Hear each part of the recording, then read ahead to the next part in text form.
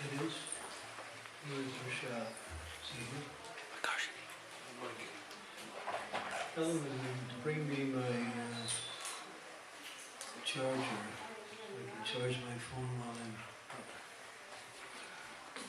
And the adapter too, the charger and the adapter.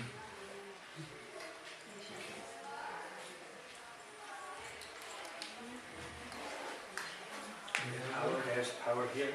Yeah, but I need something coming. Yeah, I'll bring you.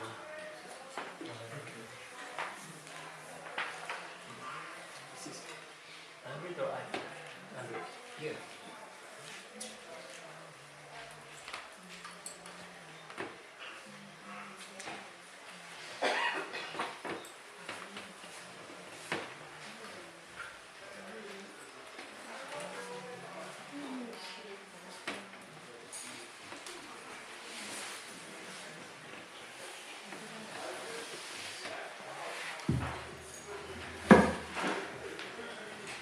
We'll just do a short bhajan and then tonight we'll give an overview of the presentation that will begin tomorrow.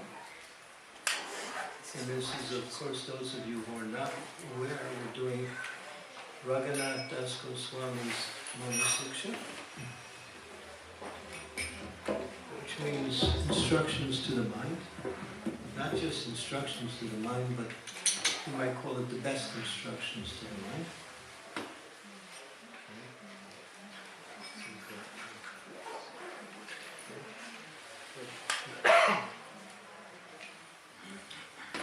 So, we have begun it.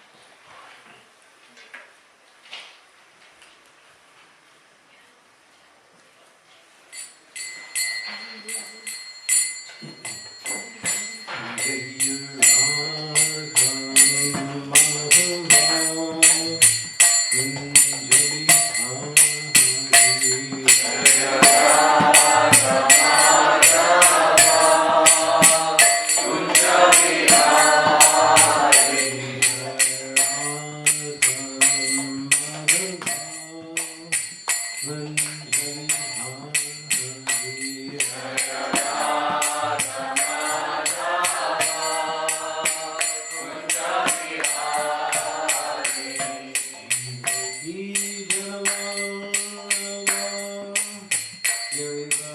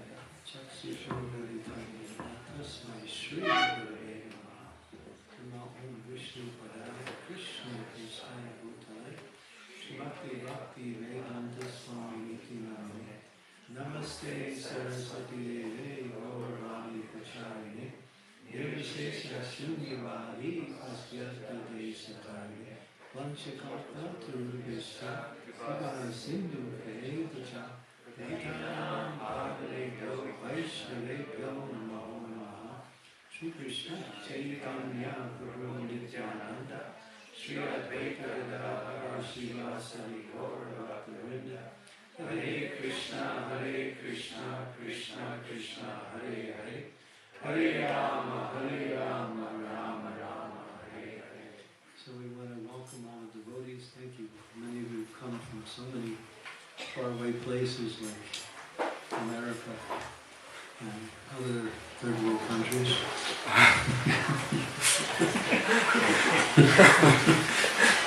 Hare Krishna. Anyway. So, what we had decided, we were going to make an attempt to open up a little bit of one of the most deepest philosophical scriptures that is available with Vaishnava culture. It's called Manashiksha. It's very personal in the sense that it's Raghunath Das Goswami's bhakti.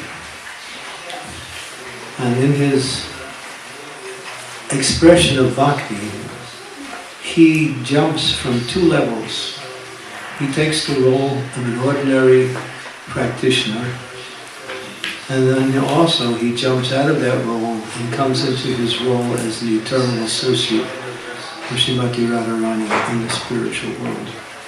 So the verses sort of align with his different moods.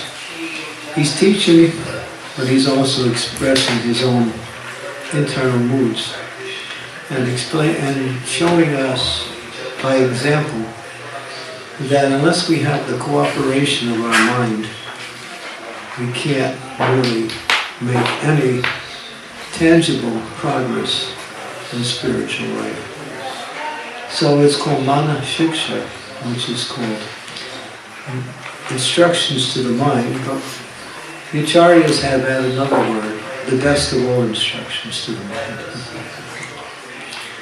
And he addresses his mind in every verse, there are 11 verses, and he addresses his mind in different ways. And he's also teaching us that we have to bring the mind on board in a way that it aligns itself with our goal. Because the mind is the center of the yoga system, the mind is the center of all of the activities we perform. But the mind, as Bhaktisiddhanta Saraswati says, it's a non-devotee. Hare Krishna. So we also know, as devotees, we're not supposed to associate with non-devotees. So that non-devotee is hanging around. So that means we have to preach to the mind, and that's what he does. And he approaches his mind as in different ways. He calls it my dear mind, my uncomprehending mind. He sometimes cajoles the mind in a very humorous way. And other times he just orders the mind. So he's approaching it in different ways. And each of the verses are, what we say, instructions to the mind. So the first 3 verses, he's teaching us how we should direct our mind. Now, bhakti consists of 2 aspects of the same activities. The activities are the same, but there are 2 levels, or 2, what we say, not mutually exclusive but inclusive at the same time. They're defined exclusively, but they work inclusively. In other words, they work together. And that is the science of bhakti. Bhakti is a great science. It's the science of awakening our natural love for Krishna, which is ultimately the only real goal of life. Unless the living entity focuses on that as the goal of life, they will actually never feel satisfied and will have to come back life after life until they reach that stage of consciousness, pure love for Krishna. And so in that understanding there is the process of bhakti. And how to awaken the soul's natural. It's natural to love Krishna.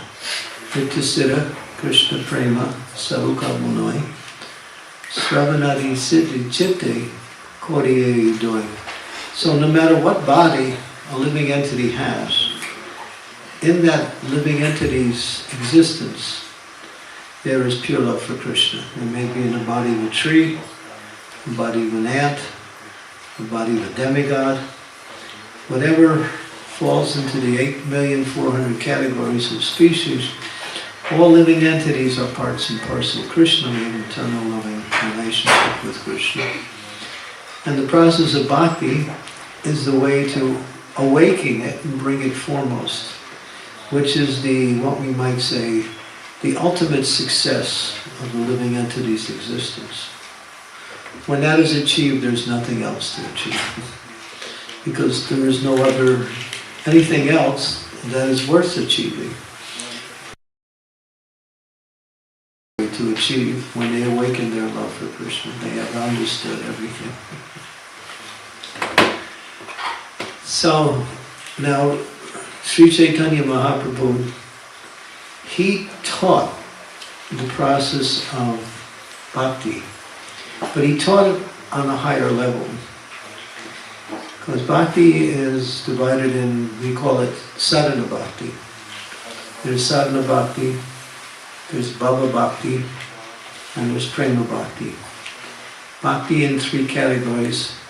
And it's a progression that moves the living entity from different stages of realization of their relationship with Krishna and goes through the various stages. The sadhana bhakti is divided into two. It's called Vaidhi Bhakti, following the principles that we do, the rules and regulations. Going to the Mangal Arati, chanting our rounds, reading and hearing Srimad Bhagavatam, associating and serving devotees, worshipping the Lord in his deity form, these taking Krishna Prasadam, and whatever activities we are given by the spiritual leaders to carry out, that's all within the category of sadhana or Vaidhi Bhakti. But Vaidhi Bhakti is not the goal. The goal is to come to the stage of natural attraction to Krishna, because that natural attraction is already there, as I mentioned. It has to be awakened. So Raghunath Das Goswami, what he's doing, he's showing us two paths of bhakti, the inner path and the outer path. It's called the exoteric path and the esoteric path. And when we practice the activities of devotional service, we're practicing the process of exoteric.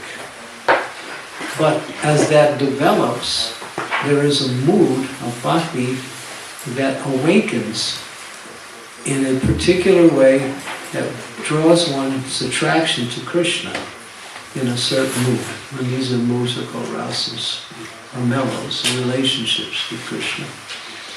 Now, Sri Chaitanya Mahaprabhu is Radha and Krishna. He's Krishna. But he's got the mood of Radharani. So his teachings are all centered around the mood of Vrindavan, not the mood of Vaikuntha. We worship the Vaikuntha deities, like Nrsingadev, Ram, and all of the different manifestations of the Vaikuntha deities, Who else do we worship? Vamanadev, Varahadev. These are all manifestations of the Supreme Lord who have their mood within the Vaikuntha realm. Sri Chaitanya is not teaching any of that. He's teaching the mood of Vrindavan. And Srila Prabhupada and the previous Acharyas, especially going back to Srila Bhaktivinoda Thakur, all center around their goal as Vrindavan. Although we may worship the other deities, as according to our tradition and the practice given to us by Sri Chaitanya Mahaprabhu, we're meant to awaken our attraction to Krishna in Sri Vrindavan Dham. And that's what Raghunath Das Goswami is doing when he's giving his dictations to the mind. He's showing us how to focus on the mood of Vrindavan. Now, the exoteric path, which is the external path, can be, what we say, done in a way that it looks like it's all right, but it's not. In other words, you can cheat on that level. You can present yourself as being a devotee simply by following the rules and regulations. But you may have other desires, you may have other motivations, you may just be doing it for whatever reason. You may not understand the goal, and you may just do it because it might be nice. And if you think that simply by successfully executing the external path, you can reach perfection, you fall short of the understanding given to us by the Acharyas, and even Srila Prabhupada. I'll read something that Prabhupada actually said in that relationship. Because Bhaktisiddhanta Saraswati saw that many people were pretentiously executing their devotional service, but internally there was no development. There was no real bhakti that was actually developing. The internal path cannot be cheated. You're there, and you're either there or you're not there. You can't fake it. And that is the mood of what Bhagavanath Das Goswami is teaching us. Let me see if I can find that statement by Srila Prabhupada, which is, he's giving us that understanding. Thus, by hearing about the pure love of the residents of Raj, devotees will worship me on the path of spontaneous love, abandoning all rituals and religiosities and fruitive activities. So what does that mean? Prabhupada's purport. Many realized souls, such as Raghunath Das Goswami and King Kulashekar, have recommended with great emphasis that one develop his spontaneous love of Godhead, even at the risk of transgressing all traditional codes of morality and religiosity.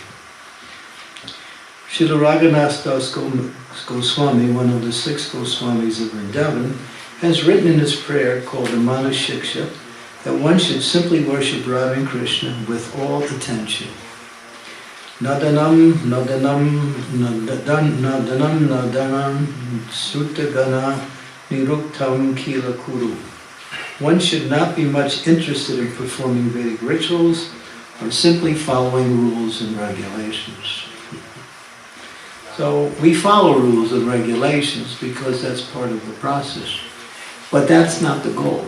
Even if you're expert at following rules and regulations, still, if you haven't really developed that attraction for Krishna in a loving way, you're still missing the goal. And therefore Lord Chaitanya says, I'm not moved by people, by devotees who simply stay on the process of rules and regulations.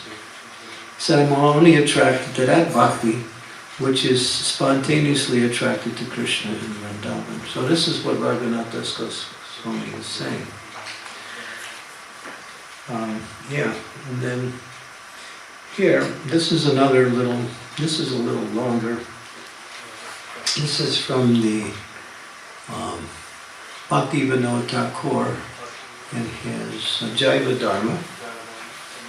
And then one Goswami, he mentions, he says, the Manashiksha has laid down a systematic procedure for one to enter into and become absorbed in the pastimes of Sri Sri Radha and Krishna. One should follow it without guile. One should practice one's bhajan according to the bhava of ecstatic love expressed in the Sri Swaniyama Dasa Sotram. Hare Krishna. And then he says, these 5 books have been composed by Raghunath Das Goswami. You might say, wow, where are we going? Okay. Srila Rupa Goswami has exhaustively elaborated upon the details of Rasa Tattva. Sri Chaitanya Mahaprabhu personally gave him this service and specially blessed him to fulfill the responsibility. However, the method by which an aspiring soul may develop such rasa in the intimate service of Radha and Krishna have been compiled by Raghunath Goswami in his famous diaries from Swarup Damodar Goswami. Now, Swarup Damodar Goswami taught Vakreshwara Pandit the external path, and he taught Raghunath Das Goswami the internal path. Now, even those who are aspiring for the external path, the internal path, they follow all of the activities of those on the external way. Because the external path and the internal path, from the external point of view, looks exactly the same. The only difference is the consciousness of the practitioner. And that is the difference between what we say attaining love of God and simply performing the activities of devotional service. And then Goswami says, Sri Chaitanya Mahaprabhu instructed Swarup Damodar to disseminate rasa upasanam, the process of bhajan inculcated with ras. Accordingly, he composed his diary on Rasa Upasanam, comprising of 2 sections: the esoteric, internal means of attainment, and exoteric, external means of attaining. The esoteric process was entrusted to Raghunath Das Goswami, and the external to Rakeshwara Pandit. The exoteric path was passed on to me by Sri Vakreshwara Pandit, and for me to Dayana Chandra, who compiled it in the book. So what we're saying is, we don't pretentiously or surreptitiously or imitationally jump to the internal path. One has to perfect the activities that are given. And the main activity is to perfect one's chanting. Developing the quality of coming to the stage at least to what is called,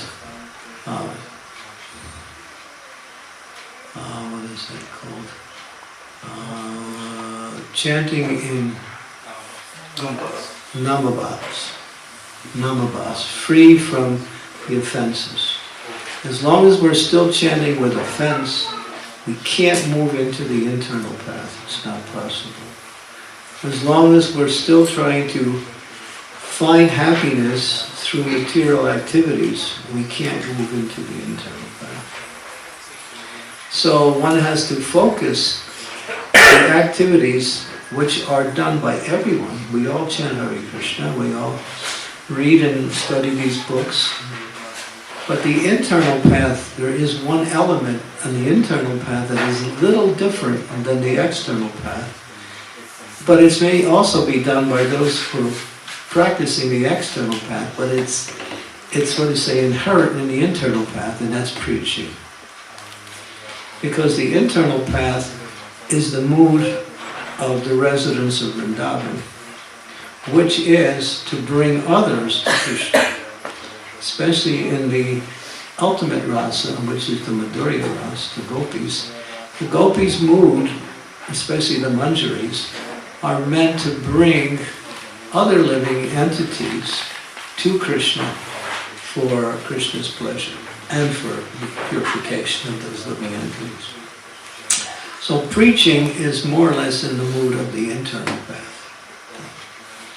So those who take up preaching, they're actually following in the footsteps in the residents of Vrindavan. That's one aspect of it. And Raghunath Das Goswami, in the first 3 verses, he tells us how to direct our mind. Where we should do, what we shouldn't be, in terms of our general practice. And then verses 4, 5, 6, and 7, which I gave to Bhuta Bhavana to handle, is all about, what is it about? Things to avoid. Huh? Things not to do. Our anarthas, the big monsters that come as lust, anger, greed, illusion, pride, envy, like that. And how Raghunath Das Goswami chastises his mind in such a way that he scolds his mind for looking in that direction to find happiness through these different moods, or different anarthas. And then verse number 8, we move back into the mood of Vrindavan. Then 9, 10, and 11 is all about Radharani.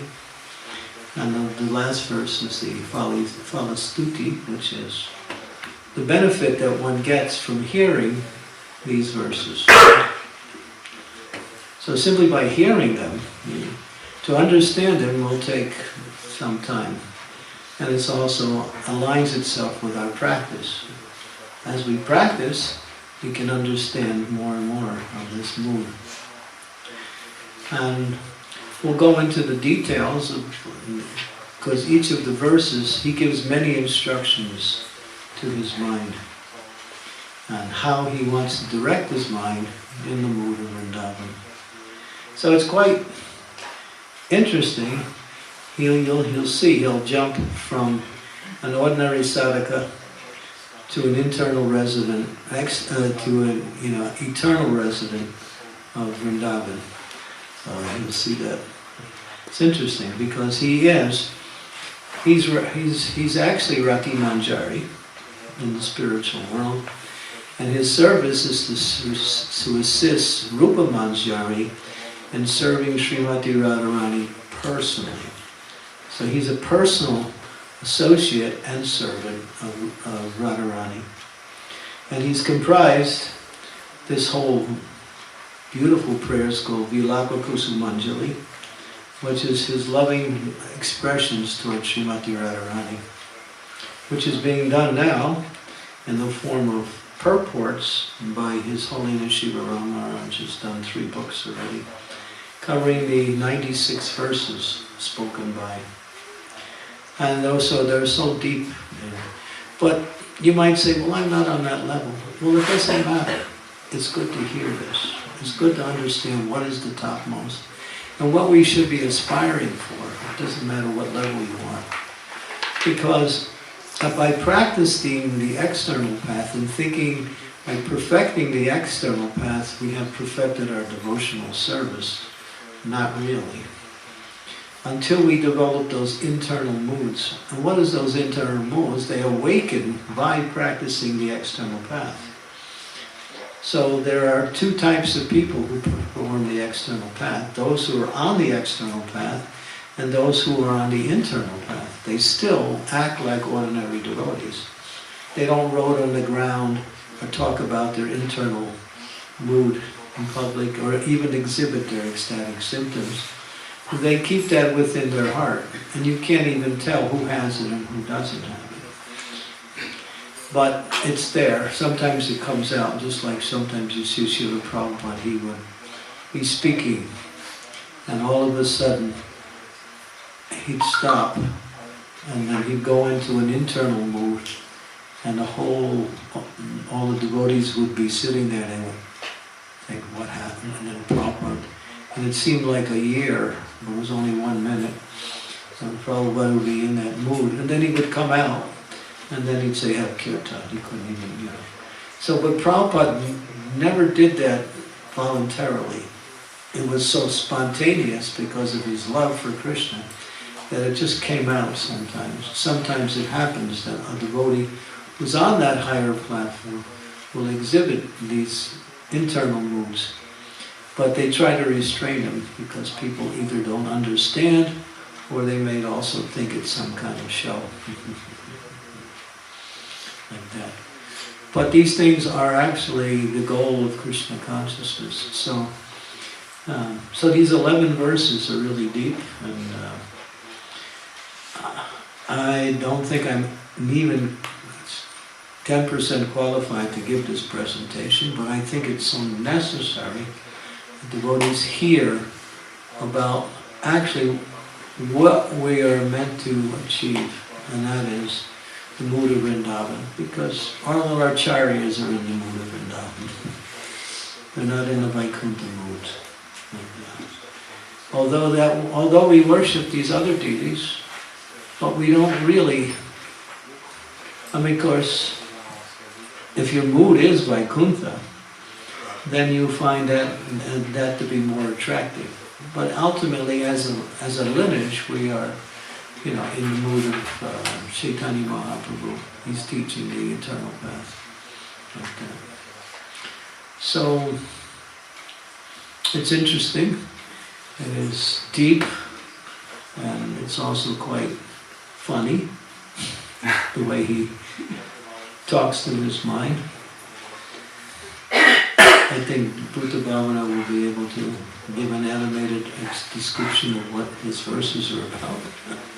Because he speaks in such direct terms.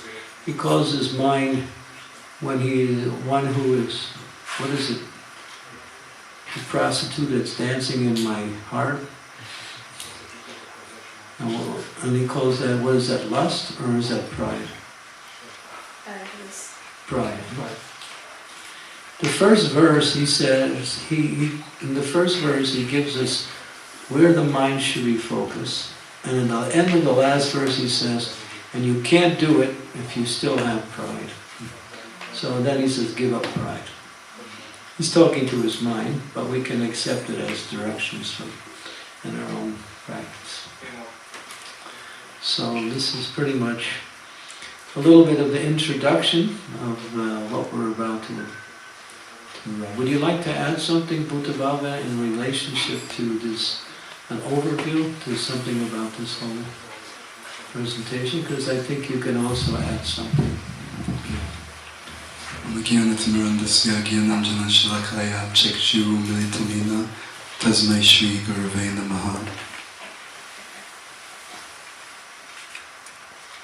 I guess the only thing I would add is that one angle I was thinking of is the process itself, manashiksha, and how important it is as an approach to understand that the mind in the conditioned state is like another entity.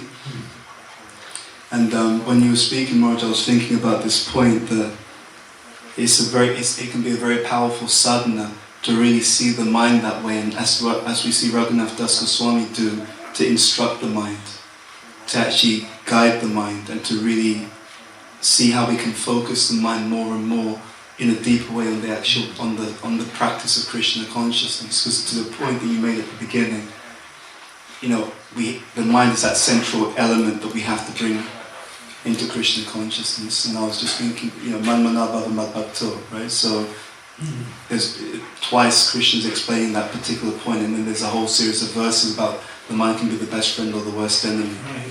So I was just thinking about these whole series of verses. They also present a practice of actually taming the mind, and how spiritual life becomes much easier if we're able to get the mind to move in that direction. He gives us things to focus on. He just doesn't say direct your mind. He says focus on these things, and this will bring your mind into the mood more and more of Vrindavan. And then he gives a whole long list, especially in the first 3 verses. Yeah, so he's not just simply directing us, he's directing us in this very specific way. And about Prabhupada, in one lecture, he also said, never trust your mind. He says, always distrust, because the mind can cheat you at any minute.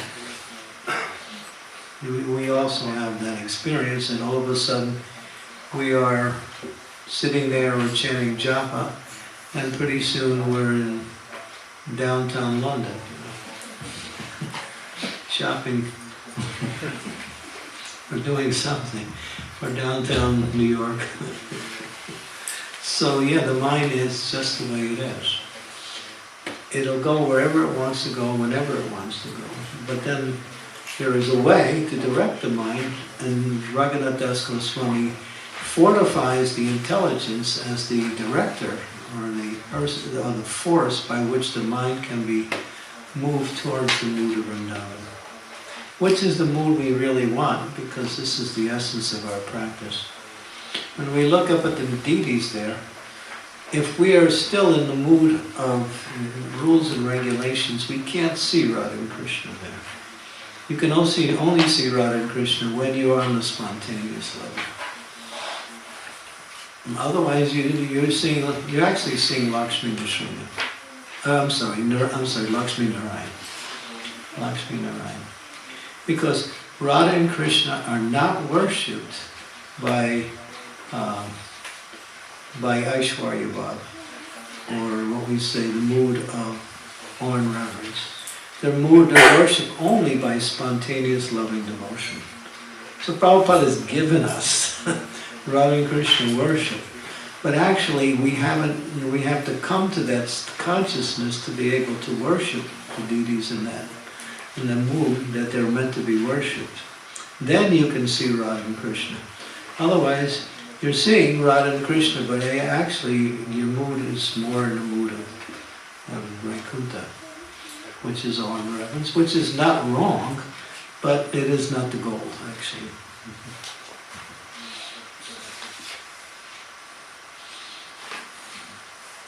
So, yeah. Any Comments or questions? Would someone? Yes, Radha Vinodini. Thank you for coming.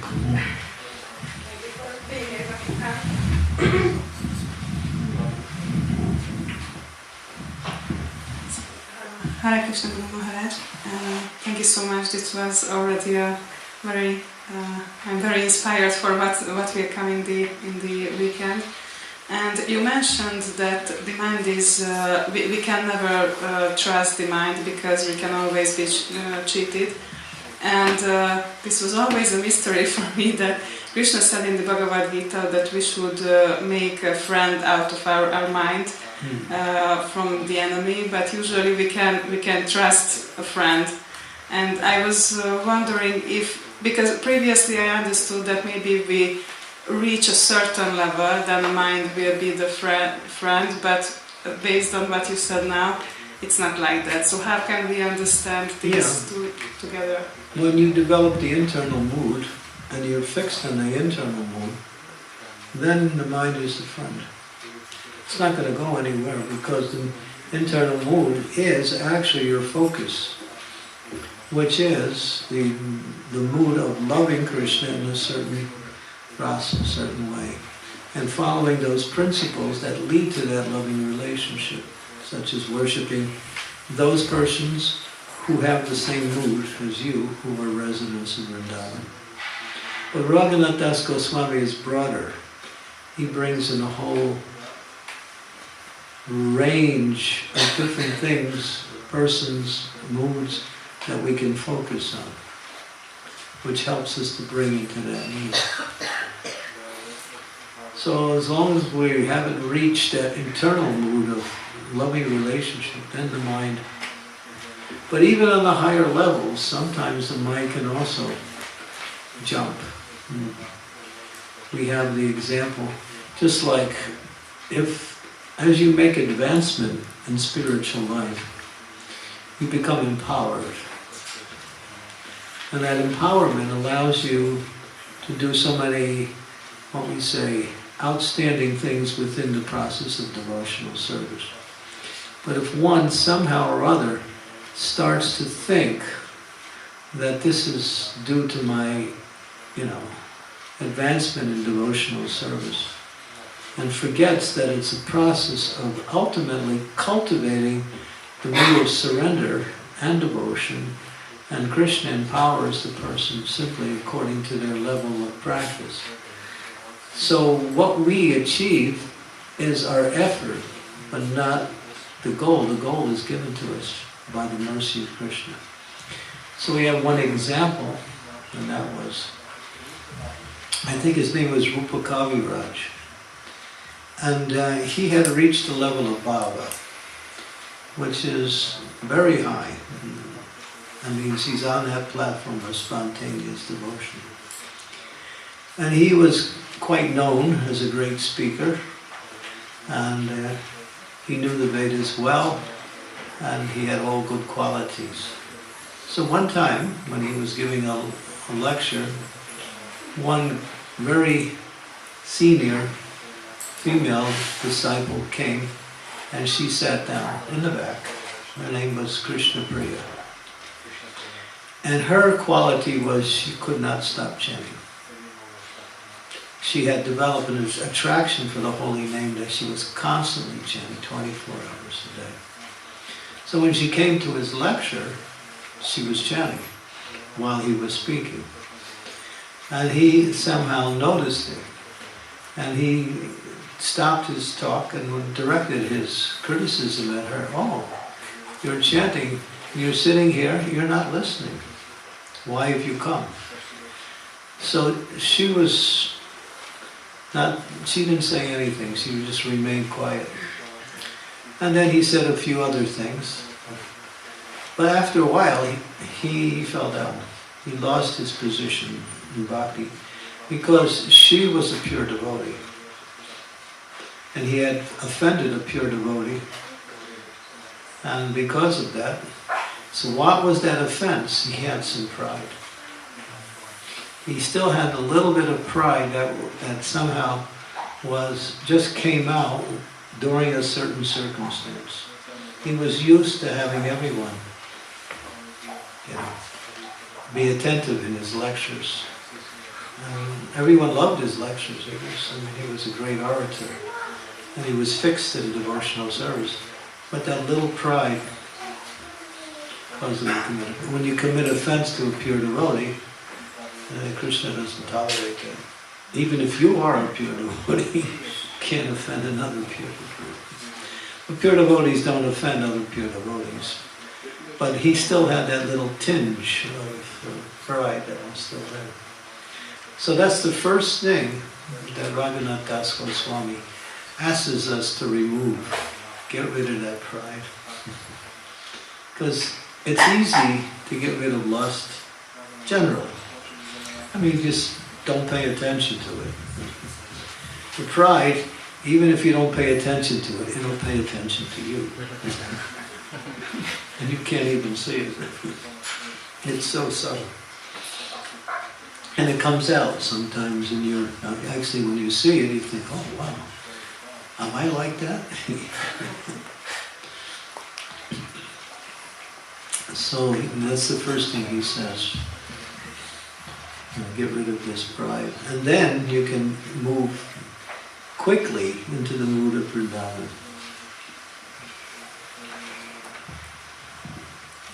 Thank you very much. Anyone else would like to offer Sri Devi?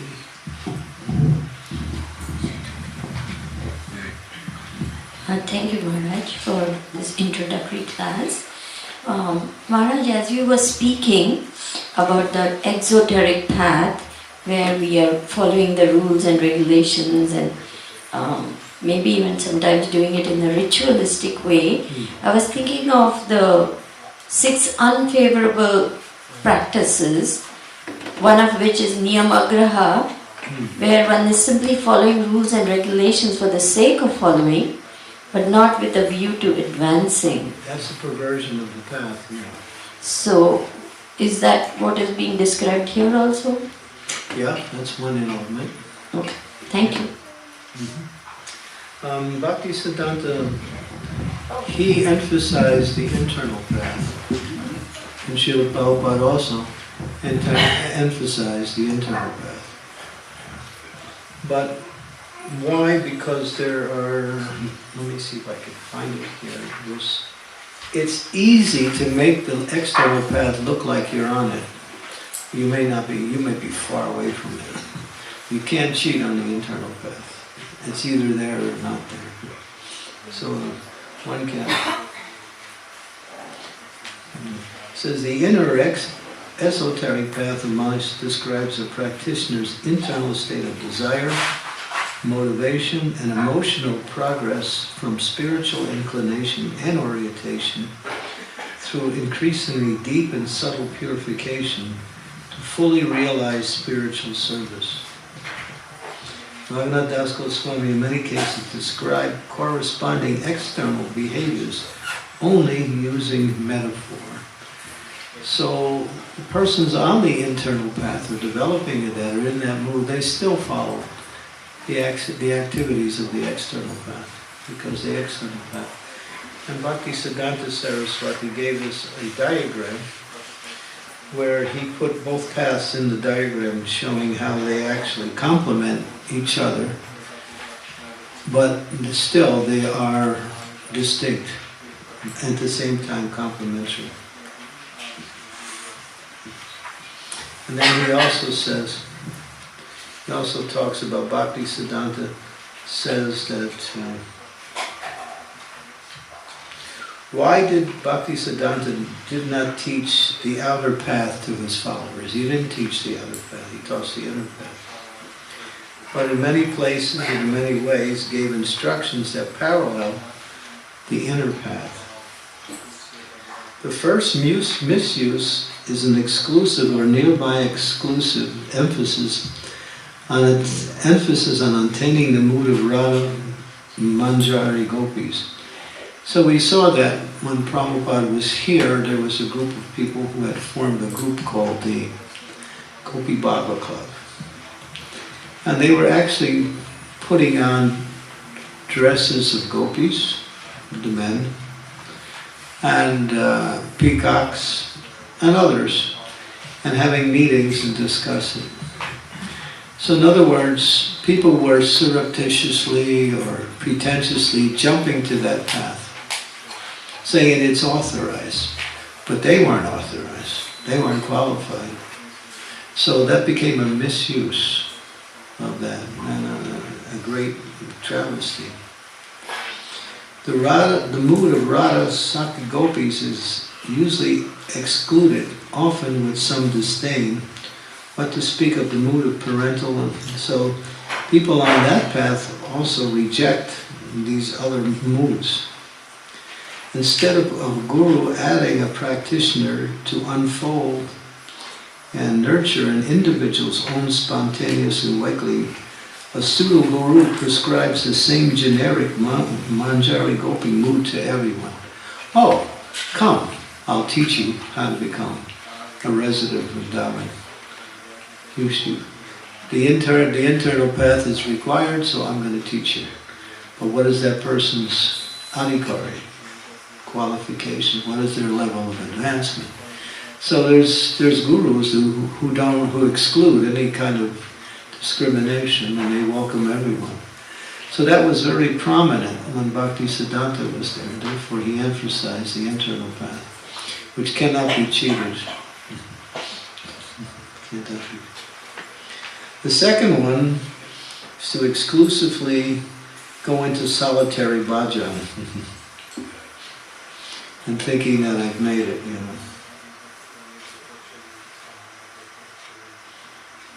So these are some of the deviations that was there when Bhaktisiddhanta was preaching. So he also emphasized the internal path. You can't cheat on that level. You're either there or you're not. But therefore we have to aspire for the internal mood and still practice the external path. And there are different symptoms of advancement as one moves along the stages of bhakti. And those symptoms are described by Bhaktivinoda Thakur. And Bhaktivinoda Thakur gives two different types of commentaries on these verses. One is called Bhajana. What is it called? Bhajana?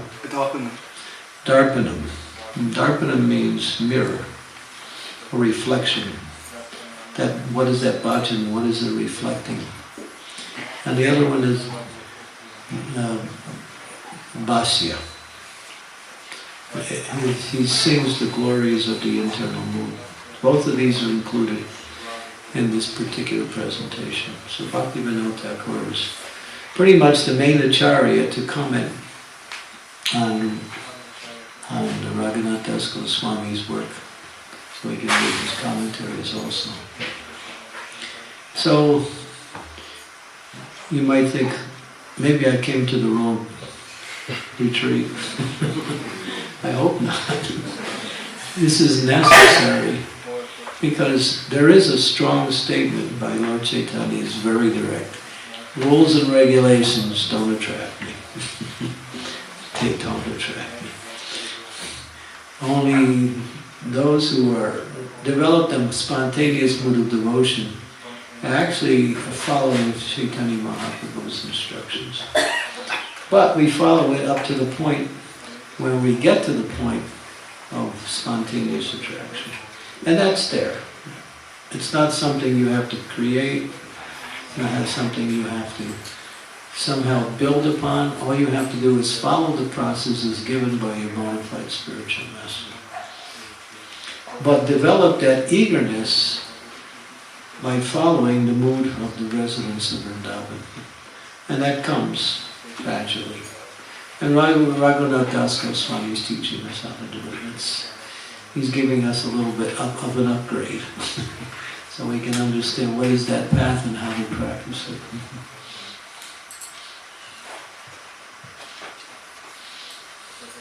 Yes, right.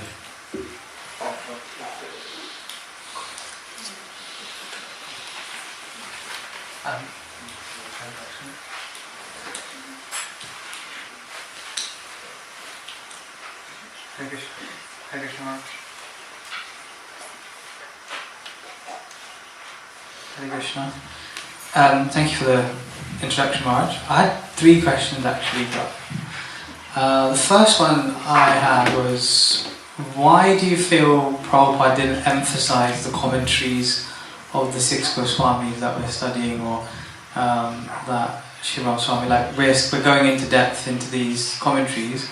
Why do you feel Prabhupada didn't give emphasis? Like, why did Prabhupada not give commentaries himself? Or do you feel like he didn't have enough time, or he felt it wasn't important, or he summarized it all on everything he's... You're saying Prabhupada didn't give commentaries on the Goswamis' works? Yeah. He did. Rupa Goswami. And Rupa Goswami is, Bhakti Rasamrita Sindhu is our main scripture. It teaches us the path of spontaneous devotional service in different stages. It teaches sadhana bhakti all the way up to Bhava Bhakti and Prema Bhakti also. So Rupa Goswami, but where did Rupa Goswami get his knowledge from? Directly from Sri Chaitanya Mahaprabhu. So yeah, Prabhupada mentions that many times in his lectures, the importance of reading, studying, and understanding the works of Rupa Goswami. Especially Bhakti Rasamrita Sindhu and also Upadeshamrita, which is a condensed version of Bhakti Rasamrita Sindhu, which is really, I mean, the last 2 verses in Nectar of Instruction is Radhakunda, attaining the highest principle of Vrindavan by qualifying oneself to actually enter into the mood of Radharani's personal kund. So Prabhupada, when he finished that book, he said distribute it to everybody. And he'd go out and distribute it. The devotee said, this is not for them. Prabhupada says for everybody. So he was giving that to everyone to read. Of course, maybe they wouldn't understand, but it was there that they could at least get a glimpse of what bhakti is and what is the actual goal. So those 2 books are highly recommended, and Prabhupada really pushed Nectar of Instructions. I just did a seminar on Nectar of Instructions, and I found it really, really deep. And so Prabhupada didn't do a lot of commentaries because commentaries are already done. Just like Bhaktivinoda Thakur did a lot of commentaries on Rupa Goswami's work, especially Nectar of Instructions. And the other acharyas, Vishwanath Chakravarti. So Prabhupada took the commentaries of the previous acharyas, and when he was formulating his Bhaktivedanta purports, he was studying their commentaries and then adding his own realization with the understanding that the Western mind may not be able to fully comprehend what the acharyas are giving in the form of their commentary. So he extended their commentaries by adding that element where it would be more easily understandable for those who are not familiar with the Vedic culture.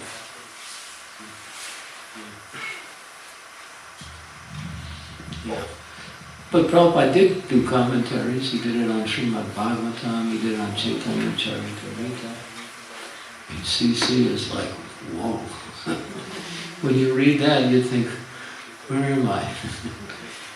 Especially the later chapters in Anchalila. I mean, that's Rupa Goswami's, the first Anchalila chapter. The verses in there are Rupa Goswami's ecstasies and bhakti, and Prabhupada gives purports on it. So mainly he focused on Rupa Goswami because he knew that he was the prominent acharya for us to follow.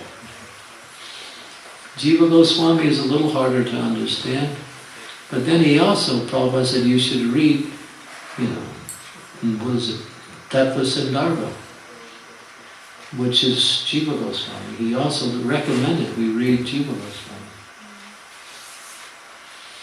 And Prabhupada wanted to do a lot of other commentaries on under Goswami's literature, but he just didn't have the time. He was focusing mostly on preaching and traveling. And he focused on Bhagavatam and CC. These are the two things. I forgot what he said. He was going to give commentary on one particular scripture. Can't remember what it was. Do you remember? Mahabharata, was it? No? Manu Samhita? Manu Samhita? Oh, Brahma Samhita? Manu Samhita. Manu Samhita, yeah. Prabhupada said Manu Samhita. Which is really the law books of mankind. Because if you read those Manu Samhita, you think, how does this apply? But therefore you need a commentary on those in order for you to understand Manu Samhita. And as far as I know, the closest thing that was done was by Sanatana Goswami when he did Hari Bhakti Vilas. Includes some of the principles of Manu Samhita, which are mostly for Grihastas. Mostly for Grihastas. Okay. Do you see many people reaching that internal state in your experience? You can't really tell. You can get some idea, and can't really tell simply by watching their external activities because they follow. Like everyone else follows, they chant Hare Krishna, they perform all of the activities of devotional service, but their mood is different. And you don't reveal your internal mood either. That's one thing. That is, if you reveal your internal mood, you may also lose the quality of that mood. So the only person you can reveal it to is your spiritual master, and it's not that your spiritual master teaches you, he helps you once you start reaching that stage, then he moves you along. Then he can be a guide to help you going into that, deeper into that mood. And if your spiritual master is not personally present, someone who is on the same level of your spiritual master, you may also. But you don't make it, it's not for a general discussion. Just like when Prabhupada was asked, well, who are you in the spiritual world? He said, that you don't require. In other words, none of your business. And when he was asked again by another person, he said, if I told you, you'd faint. So Prabhupada was Nitya Siddha, and he also indicated that he came to do this work. He was not he didn't take birth under karma. There's a beautiful statement by one astrologer, which I have read a few times, maybe you heard it, how he predicted Srila Prabhupada's internal mood in his preaching, mostly in his preaching, back in 1970, even before Prabhupada had started his movement in a big way. Yeah. I think I can read that. It's somewhere on my phone. Should I read it? It's pretty heavy. Maybe some of you have heard it. The question is, where is it?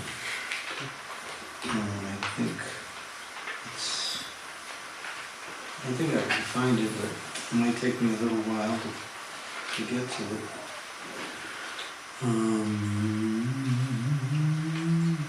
Okay, there's two persons I think might have sent it to me. Is Shamala here? You're the one that sent it to me, right? The astrologer? Yeah. Govinda Dasi? Yeah. I think I have it from what you sent me. This is interesting. Prabhupada was, we don't really know much about Prabhupada. We're just getting an indication of what he gave us. But who is he? Who is this personality?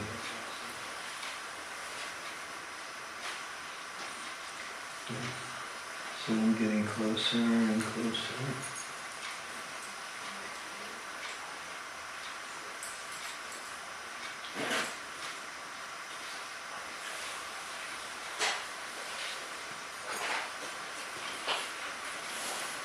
Okay, we're getting there. Okay, got it. Was Govinda Das, he found some old Indian newspapers, 1970, in their attic, in boxes, and one had an article about Srila Prabhupada written by an astrologer, and this is what it says. No one can read this chart. If they say they can, they're simply lying. This personality comes and goes as his own sweet will. He is not bound by anyone or anything. The stars are lined up perfectly. There's no question of karma. He is working directly under the will of God. And when he writes, his pen does not have in it ink. His pen has in it fire, which will burn the ignorance of the whole world. That was written in 1970. Hare Krishna. So, and Prabhupada also, we know from scriptures that even Krishna predicted his appearance. That's mentioned in Brahma Vaivarta Purana. That there will be a great personality who will come and take the chanting of my holy name through all corners of the world. And this was spoken by Krishna to Mother Ganga more than 5,000 years ago. So Prabhupada was Nitya Siddha. We can't do this work. So if we follow Prabhupada, then we don't have to worry about our Krishna consciousness. Everything is secure. It's all there.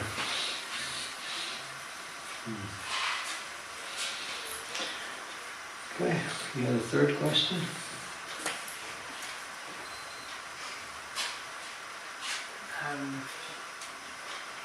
Yes, no, sorry. The third question was about Nityananda, because you're mentioning about the gopis bringing people to Krishna. So how do we understand Nityananda's mood? Because he was also in the Panchtattva, but mainly Nityananda. What was his position, and what's the distinction now? Well, the Chaitanya Charitamrita mentions that the guru comes from either one of two tattvas. The tattva of Nityananda or the tattva of Radharani. So Nityananda is guru, he is Guru Tattva. He represents the eternal spiritual master, and although he's the Lord, he is serving Lord Chaitanya as his object of service. Therefore he's in the mood of God, who is in the mood of service, which is the mood of Guru. So that's his mood, to teach the process of devotional service through his own example. And he also teaches too. But mostly he taught by example. So CC mentions, Guru comes from one of the two tattvas, Radharani or Nityananda Balaram, which are non-different. Okay? Yeah, so that's Nityananda. But Nityananda is a madman. And he does what he wants whenever he wants. And he's always laughing. He's always in transcendental ecstasy. So it's hard for him to teach because he's always in ecstasy. So, we read the historic pastimes. Chaitanya Bhagavat is written by Vrindavan Das Thakur. And Vrindavan Das Thakur is a disciple of Nityananda. So when he writes, although it's about Chaitanya Mahaprabhu, a large portion of that scripture is all about Nityananda, because that's his guru. Yeah, so that's nice. But don't try to follow Nityananda. Just follow what he says. What he's teaching us also. Anything else? Anyone else? There's a hand way in the back there. I can't see the person. How can we protect our, we are Sedaka Maharaja. We are in the, talking about me. I am in the external mood. How can I... Wait a minute, I don't think anybody can hear you. Just wait a minute.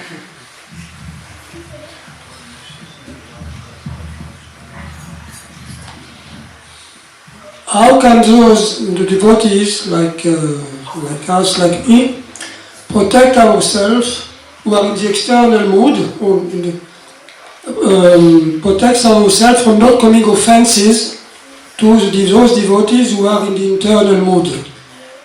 And because those who are in the external mood, they may also have some pride by doing things externally better than the one who are in the internal mood.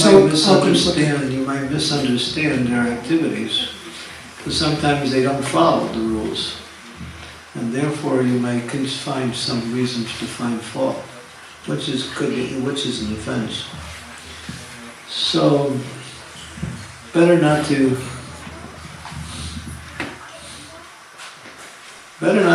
find fault with anybody. That's the best thing. And even if you see something you don't understand, if you want to understand it, you should ask someone who may be able to, who's an advanced devotee, say, well, this is the way he's acting, and he's supposed to be an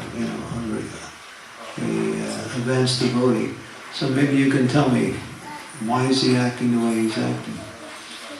We may not understand, therefore it's better not to say anything or get some advice from someone who is also, we say, fixed in devotional service, and someone who's on the level of spiritual master. Because Prabhupada did certain things that were somewhat critical. I mean,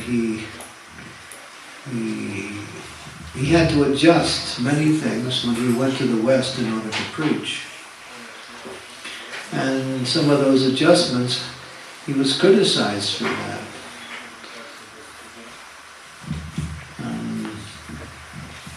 So they didn't understand, but Prabhupada showed that these adjustments actually proved to be beneficial in spreading Krishna consciousness. Especially the major one was that the tradition was, coming from India, that generally women and men wouldn't be worshipping in the same place together. The women would come into the temples and worship. They would live in the homes. They would never live in temples. There was no such thing as Brahmacharya ashram. Prabhupada saw the culture, and he knew that to try to separate them and then make it distinct like it's in India would be impossible, and he wouldn't be able to really preach. So he gave women equal status in terms of the practice of devotional service. And he said, because I did that, I was successful. But that's the Acharya can do that. And sometimes a senior devotee will have to adjust a situation to make it favorable. So if we don't understand the adjustment, or you think he's not following the rules, then you may also find yourself being critical. So best to ask if you're not sure. Someone. That's the safest way. Thank you. Anyone else? I don't want to take too much time. We can go on to Kirtan, because that's the last part of tonight's program, and then we're asking everyone, I know it's everyone who's been traveling, it may be hard to get up to Mangalarti tomorrow, but if you can come, but at least come for japa and for the rest of the program, and then Ekta and Achyuta will also keep us in tune with what's happening. So, right now we want to end, we don't want to stay too late.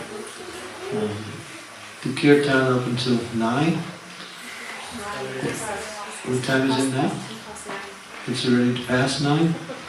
Hare Krishna. So we might have to have a nocturnal kirtan. I heard Chaitanya in the house of Srivas. So what should we do? I'm not going to try to manage this one. So we begin some kirtan, and whoever wants to stay can stay, and whoever wants to retire for the evening, yeah. Yeah. So thank you. I'm happy to see all the devotees. So many devotees came for this program. I think you'll find it interesting.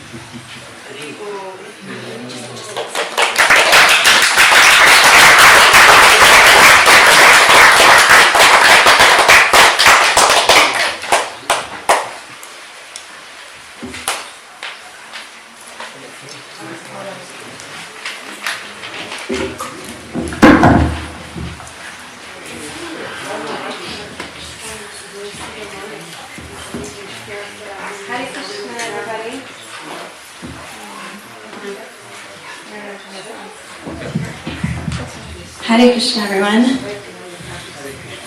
Hare Krishna!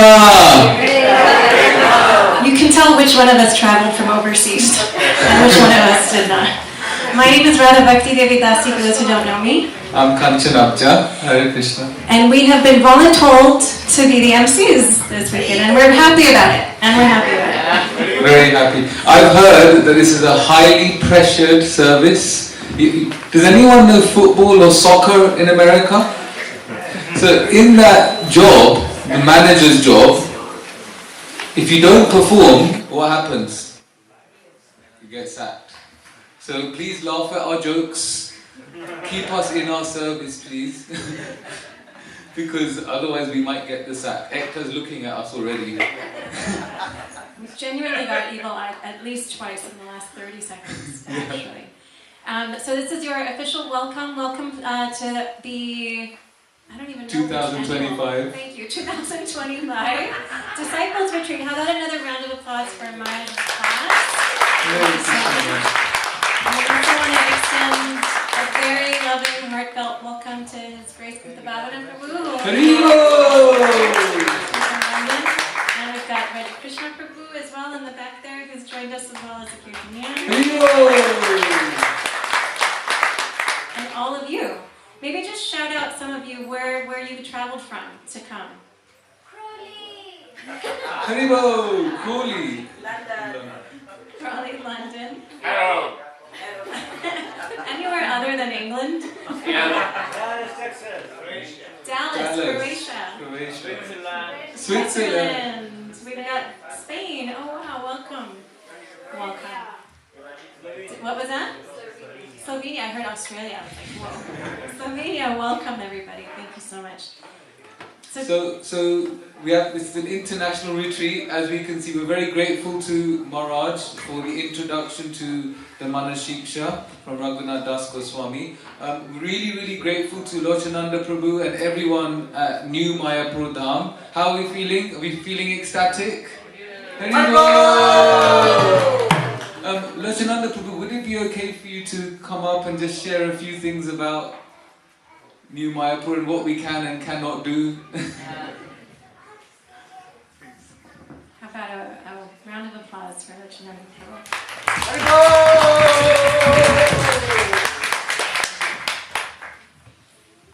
Hare Krishna. Thank you all for being here, especially Maharaj.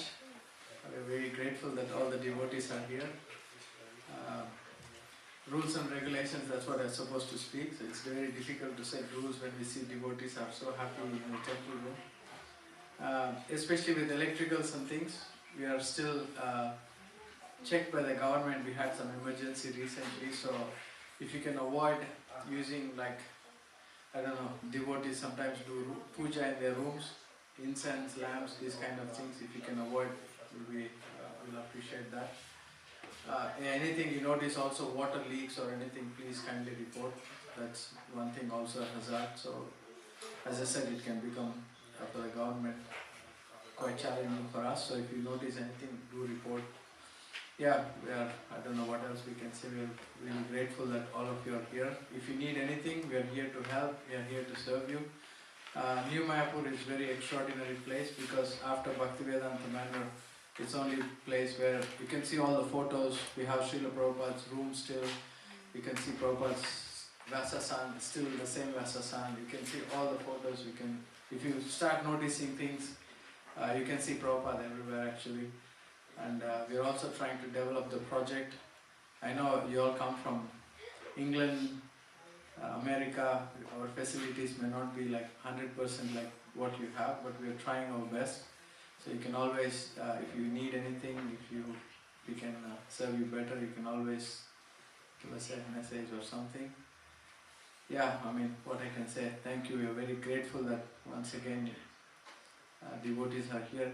In the 70s and 80s, this place was like this. Every day, 100 kids going to school and 300 devotees or 10,000 devotees, not 10,000 devotees, 10,000 people. In Indradumna Maharaja started his big festivals here, and we are so happy to see. We would like to see this place like every day like this. So I don't know. We would like to request all of you to keep coming back, or maybe you all can stay back with us. Maharaj is into Varnashram, so we're developing cow protection. We're developing schools, Gurukul. We have a lot of projects, but we are very few of us. So if you all can stay back, I think we can quickly reach the goals what Prabhupada wanted. So we're trying, we don't give up. We also have Prabhupada disciple Gopaswami Prabhu. We are very grateful.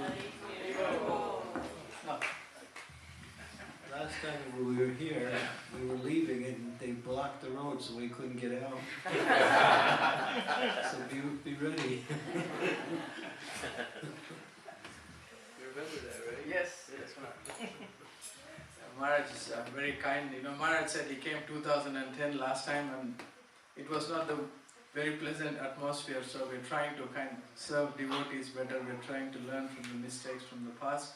And I was just saying that Gopaswami Prabhu is Prabhupada disciple. He's been here since the property was bought. This was like 1975. So take advantage. Prabhu built a house by his own hands after he retired. You can see it in front of the guest house. Prabhu also has a little India. Sachinandan Maharaj stayed there. Prabhupada said for New Mayapur, simple living, high thinking is a classic thing we can kind of imbibe. So Prabhu is the one who sets this example. Being a doctor, taking cold baths, still serving Krishna is like something normal for Prabhu and his wife. So please see how they live simple while you're here. This is something that New Mayapur kind of shows to the world, self-sufficiency. Thank you once again, everybody, and have a good night. Thank you. Hare Krishna. Please praise go to Nanda Prabhu ki. So just so you all know, tomorrow's schedule, the morning program begins at 4:30. So please try to come until 8 a.m. Then Guru Maharaj will give the first class from 8 to 9:15. Then we have breakfast and a break for an hour. Then we've got the second class and then another break. So second class is 10:15 to 11:30. The third class by Guru Maharaj is at 11:45 until 1. Then we have 1 to 3:45 lunch, break, nap, shower, japa, whatever you need in that time. Then we'll have an Ishtagoshti at 3:45 to 4:45, another break. And then our first class by Buddha Bhavana Prabhu is at 5 till 6:15, and then dinner and kirtan. So every evening we will aim to have kirtan for at least an hour and a half and try to wrap by 9 p.m. Anything else, Ekta, and anyone else? Ramesh? No. No? Okay, no. Okay. So there is a book table outside. Please have a look if Chittapriya is manning that, and that will be available all weekend as well. Okay, thank you everybody. Hare Krishna, Pranam. See you in the morning. Hare Bol. Should we have some kids?